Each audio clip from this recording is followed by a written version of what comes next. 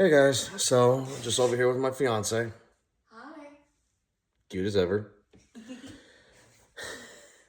Her life is so adorable. Let me just show you some knives I've done so far. So this one is my version of a skinning knife.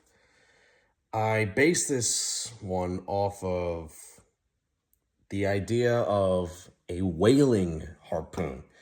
And by whaling harpoon, I don't mean like an actual harpoon. There was a knife or a type of blade, I should say, that they would use to peel the blubber off of whale carcasses back in the days. They would make sections and they would peel it off with these big, like, crescent moon shaped blades just shearing off the blubber. The idea for this is that same thing. See that blunted tip? Well, somewhat blunted tip. Right up there. I know there's a sharp section right there, but just follow me here. The idea is that you can take this, you can just go like that, like this, or if you want to do some like crazy like shaving work, you can.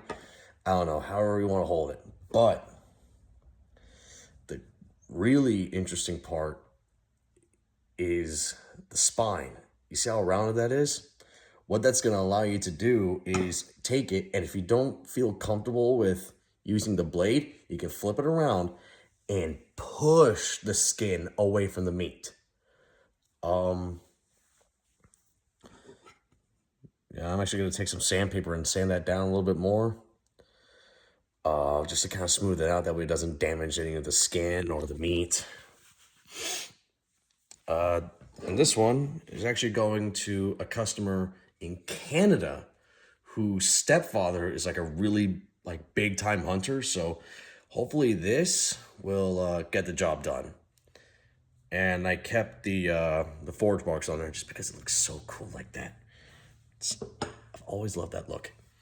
Then another one I did is this is a big one. Look at the size of this. This is basically a small sword right here. This is like a small version of Jack Sparrow's sword. The guard is copper that I melted down and casted myself, then ground it down to shape, drilled the holes. The blade is a hardened steel. I believe it's some kind of a tool steel. The handle is solid oak that I sorry about that. Drilled through and filled it up with epoxy.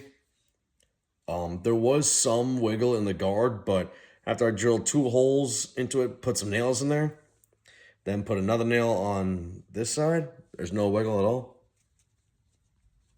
You can't hear anything. Yeah, nothing. But it feels really good in the hand. It feels like you almost want to go into the trenches with this thing and just start decimating the enemy. Then here's another one I did. Basically the other brother to it, but this one for some reason almost looks a little bit whiter than the other one. A little bit more polished, not as many forge marks. And with this one, I put peridot stones into the blade. Still learning that whole thing. But I've gotten better. I feel like I've definitely gotten a lot better at that for sure. This one's probably a little bit lighter than the other one. No, this one's definitely a little bit heavier. Then we've got this one right here.